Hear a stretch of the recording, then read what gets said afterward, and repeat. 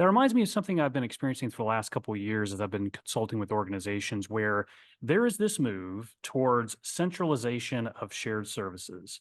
Like as Yeah. soon as you start to combine companies, like, oh, why does that company, which by the way is a distinct brand and has its own product, its own audience, why do they have their own, say, marketing or finance department? Why don't we just have one central for everything?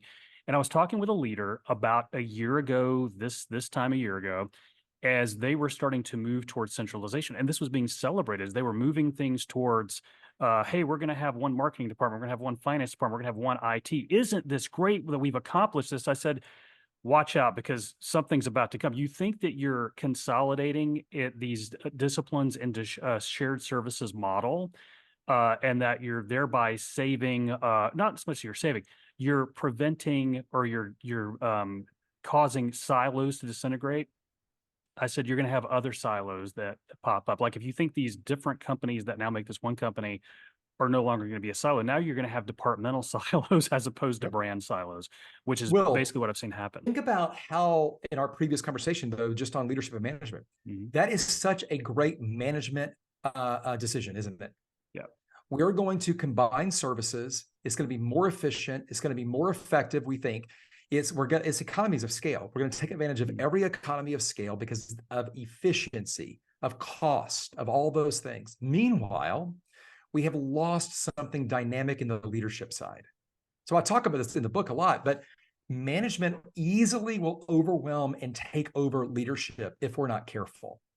And in doing so, we lose the future because now we're just managing what's currently in existence.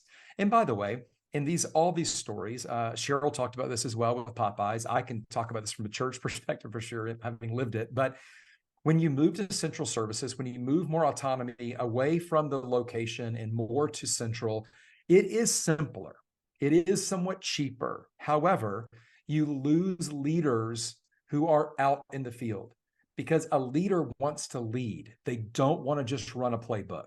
They don't want to be given by a central team the play and they're just run it, don't ask questions, and then turn around and do it again. You lose all of your leaders. So what happens in these organizations, and this is so unfortunate, but I see it all the time in the marketplace and in ministry and everywhere in between. The move to that central completely gets out of balance. If you move out of balance too far and you solve a problem, right? You solve a problem.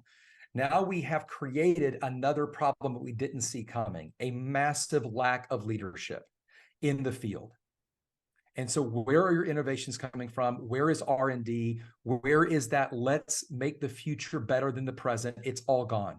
And now we have, and Frank Blake talked about this, now we have removed decision-making and removed leadership from the people closest to the customer, who, by the way, are the ones who are in the best position to help us move into the future with the customer, not the central team, who has no interactions with customers. So such a great example of attention to manage. If you solve it, you mess up the power that's found in the tension.